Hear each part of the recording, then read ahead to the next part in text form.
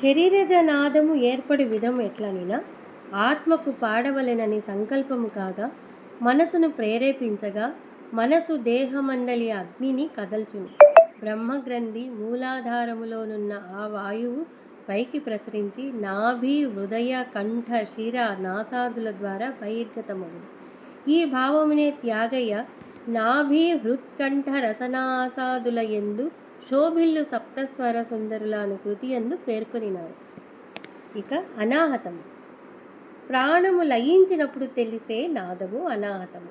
అవ్యక్తము, సహజ సిద్ధము, బయటకు వినపడని అచంచలమైన నాదము. యోగులు విపాసించు నాదము మోక్షప్రదమైనది, గురూపదిష్టమైనది, గురు సన్నిధిని అనుష్ఠించగా అభ్యసించ తగినది. ఇట్టి నాదము అచంచల మనోరథులకే సాధ్యము. స్వస్వరూపాపబోధముతో తెలియనగు నాదము కైవల్యకారకము, శాస్త్రాతీతమైన అలౌకిక నాదము. దీనికి వ్యతిరేకమైనది ఆహతనాదము. ఆహతనాదం అంటే మానవ సంకల్పము యత్నములచే సాధన చేయ తగినది, శాస్త్రబద్ధమైనది. ఇది గీతాది కృతి పర్యంతము విస్తృతమై లక్ష్య లక్షణయుక్తమై ఆనందకారణమగు నాదం. శృతి, స్వర, గ్రామ, మూర్ఛనాదుల ద్వారా వివర్తమగునవి తెల్పనగును.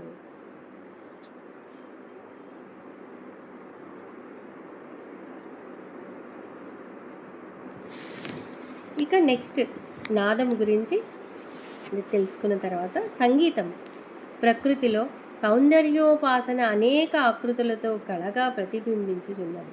భౌతికంగా భౌగోళికంగా భారతదేశము వ్యవసాయకాధార దేశమైన మన కళలే సంస్కృతికి పట్టుకొమ్మలు. ఆధ్యాత్మిక వ్యవసాయానికి కళలు ప్రధాన పరికరములు. భారతీయ తత్వము సత్యం శివం సుందరం. సత్యం సాహిత్య స్వరూపమైతే శివం సంగీత రూపం, సుందరం నృత్య ప్రతీక. గీత వాద్య నృత్య త్రయ భావనతో ఈశ్వరాంకిత కళగా జాతి ఉపాసించుతున్నది. ఇతిహాస పురాణ ప్రచారాలకు కళలు సాధనాలుగా మారాయి. మానవుని ఉత్తమ స్థాయికి చేర్చి ఆముష్మిక సాధనకు మార్గనిర్దేశనం చేస్తుంది. ఇక లౌకికంగా మానసిక ఆనందము, సంస్కారము, లోకమాన్యత, జీవన వృత్తి అంశంగాను కళ ఉపయోగపడుతున్నది. సద్య ఫలంతు సంగీతం అనుట వలన అవ్యక్త మధురమైన సంగీతం ఇహపరాలకు రాచబాట. చతుషష్ఠి కళలలో లలిత కళలు, లలిత కళలలో సంగీత, సాహిత్య, నృత్య, చిత్రలేఖన, వాస్తు, శిల్పాదులు శ్రవ్య దృశ్య కళలుగా భాషించుచున్నవి. సంగీతము మానవునే కాక నిత్యజంతుల సైతము పరవశింపచేస్తున్నది. శిశుర్వేత్తి పశుర్వేత్తి వేత్తి గాన రసం పణి అనుటచే శిశువులు, పశువులు, పాములు సంగీతానికి వశమగుచున్నాయి. వీణావాదన తత్వజ్ఞ శృతి జాతి విశారద తాళాగ్నశ్చ ప్రయాసేన మోక్షమార్గం చగచ్చతి అని యాజ్ఞవల్కుడు అన్నాడు. వీణావాదన తత్వము, శృతుల సమగ్ర విషయ అవగాహన, తాళ రహస్యములు తెలిసిన వారికి మోక్షము ప్రయత్నరహితంగా సిద్ధించునని తెలుపబడినది.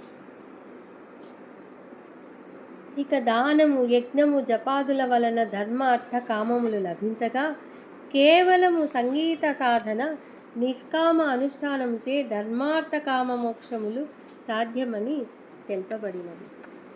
సంగీతమునందలి నాద లయలు సృష్టినే మరపించి మురిపించి సర్వజన హృదయాక్షరమౌనని సాధకులు, లక్షణాకారులు అనుభవపూర్వకంగా చెప్పినారు.